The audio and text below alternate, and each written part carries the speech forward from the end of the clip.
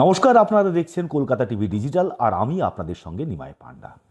এবার মার্কিন যুক্তরাষ্ট্র তারা তাদের সবথেকে শক্তিশালী অত্যাধুনিক হাইপারসনিক যে মিসাইল রয়েছে, যাকে কালো ঈগল বলা হয় বা ডার্ক ঈগল, সেটাই ইরানের বিরুদ্ধে ব্যবহার করতে চলেছে।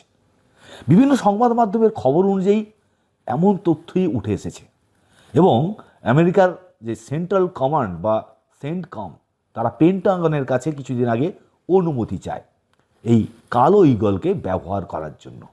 তার কারণ হচ্ছে যে ইরান ইতিমধ্যে যে সমস্ত তাদের যে যে ক্ষেপণাস্ত্র ধ্বংস করার জন্য যে ট্রান্সপোর্টার ইরেক্টর লঞ্চারগুলোকে তারা ব্যবহার করছে, তাতে আমেরিকা যে ধরনের এখনও পর্যন্ত যে ধরনের মিসাইল ব্যবহার করছিল সেগুলো সেই লঞ্চারগুলোকে নিশানা করতে পারছে না বা তাদের খোঁজ পাচ্ছে না।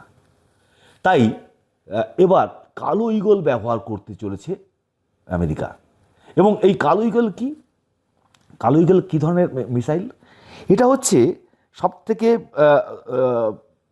মানে শব্দের থেকে 5 গুণ গতিবেগ সম্পন্ন এই মিসাইল। এটা হাইপারসনিক মিসাইল, 6174 কিলোমিটার পর্যন্ত আঘাত আনতে পারে এবং এই ক্ষেপণাস্ত্র 2780 কিলোমিটার দূরে থাকা লক্ষ্যবস্তুকে অনায়াসে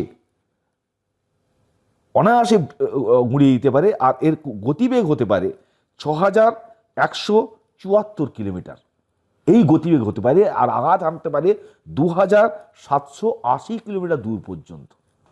এবং এটা মাঝপথে যে কোনো জায়গায় তার রুট চেঞ্জ করে দিতে পারে, ফলে যারা যে সমস্ত ইন্টারসেপ্টার থাকে সেগুলো সহজে নাগাল পায় না। এবং সবথেকে বড় এই গ্লাইড বডি রয়েছে, যার সাহায্যে এই ক্ষেপণাস্ত্র মাঝপথ থেকে তার পথ পরিবর্তন করতে পারে। এবং সবথেকে বড় কথা, এর বড় ক্ষমতা হচ্ছে ভূগর্ভস্থ বাংকার এবং ক্ষেপণাস্ত্র উৎক্ষেপণ ব্যবস্থা, ভূগর্ভস্থ যে কোনো পরিকাঠামোয় গিয়ে আঘাত হানতে পারে। সব মিলিয়ে একেবারে যাকে বলে আমেরিকার একেবারে ব্রহ্মাস্ত্র